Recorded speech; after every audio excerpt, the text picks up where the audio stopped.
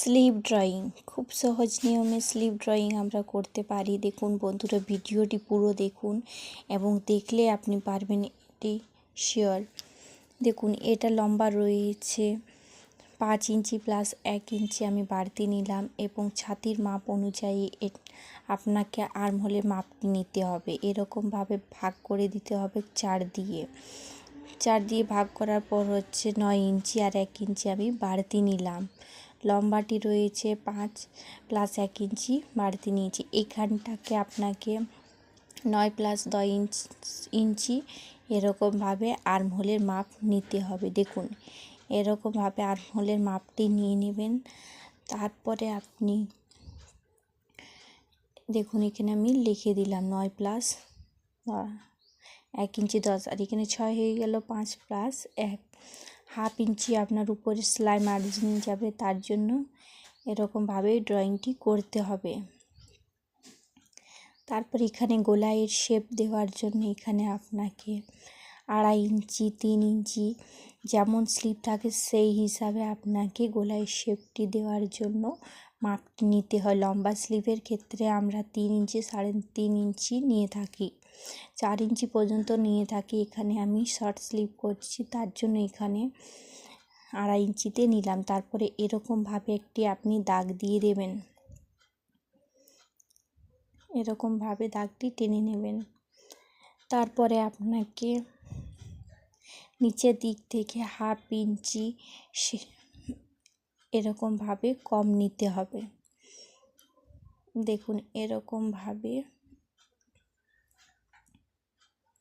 এরকমভাবে মাপটি নিয়ে নেবেন এবং হাফ ইঞ্চি দেখুন বক্সটি করে নিলাম। তারপরে এখানে হাফ ইঞ্চি আপনি এরকমভাবে হাফ ইঞ্চি কম করে পর শেপ এরকমভাবে একটি দাগ দিয়ে দেবেন, ভিতরে নিয়ে নেবেন এবং সোজা একটি দাগ দিয়ে দেবেন।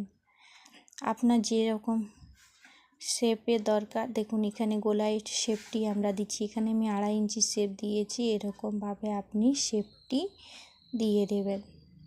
তারপরে এখানে আপনার যেহেতু সামনা পার্ট যখনই থাকে, সামনা পার্টের ব্লাউজটি গলায় একটু বেশি থাকে, সেই জন্য এখানে আপনাকে একটু ডিপ রাখতে হয়। দেখুন 1/2 ইঞ্চি মতো। এখানে আপনি নিজের হিসাবে যতটা আপনি রাখবেন মাপ, এখানে আমি 2 ইঞ্চি রাখলাম সেলাইয়ের জন্য। এখানে আপনি বটনের মাপটি আপনার হিসাবে রাখবেন যতটা দরকার।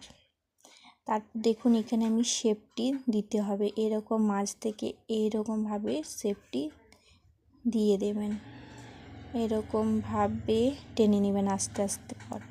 তারপরে এটা যেহেতু আমাদের সামনা পার্ট হবে, তার জন্য আরেকটি এরকমভাবে শেপ করে নেবেন। হয়ে গেল। এটা হচ্ছে আমাদের আর্মহোলের মাপ। যেটা ডিপ থাকবে সেটা আমাদের সবসময় সামনা দিকে থাকবে এবং চওড়া পাটটি পিছন দিকে থাকবে। এটা 36 সাইজের আমার স্লিভের ড্রাফটিং করা হয়ে গেল। এটি আমি খুব সহজ নিয়মে শেখালাম বন্ধুরা, এবং 36 সাইজের ক্ষেত্রে এরকমভাবেই শর্ট স্লিভের ড্রাফটিং করতে হয়। লং স্লিভের ড্রাফটিং আপনাদের চাই তো অবশ্যই কমেন্ট করে জানাবেন, আমি লং স্লিভের ড্রাফটিংও করি, দেখিয়ে দেব। এবং আমার ইউটিউব চ্যানেলটি সাবস্ক্রাইব করে দিবেন এবং ভিডিওটি লাইক করবেন, ফেসবুক পেজটি ফলো করে দেবেন। দেখুন, এটি আমাদের 36 সাইজের স্লিভের মাপটি হয়ে গেলে এরকমভাবে আপনাকে গলায় দিতে হবে। দেখুন ড্রয়িংটি করানোর পর কীরকম শেপ আসে, দেখুন এরকমভাবে এটি ড্রয়িংটি করার পরে আসে। আর এই সামনা দিকে এরকম ডিপ থাকে, সেটা হয়ে যাচ্ছে।